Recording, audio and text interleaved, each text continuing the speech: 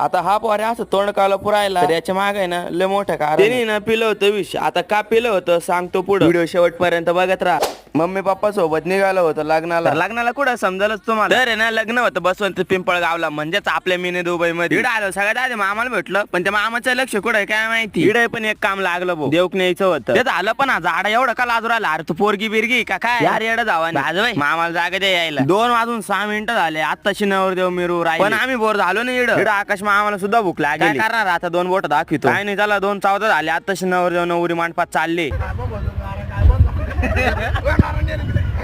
तिकडं लग्न लागू राहिलं आणि इकडं नारायण बाबाची मजाक मस्ती चालू. लग्न ह्या इकडं आणि पंडित त्या तिकडं मंगलाष्टका म्हणून राहिले. लग्न लागलं आणि पहिल्याच पंक्तीला जेवण करून घेतले. जेवण केले आणि लगेच घराकडे निघालो. आणि आता हा पोर तोंड का लपित होता, त्यांनी एका पोरी पाय विष पिलं होतं. भावांनो असं काय करू नका, कारण आपल्या आई बापाशिवाय कोणालाच काहीच फरक पडत नाही. ते काय चुत्या गांडी चढ जवे.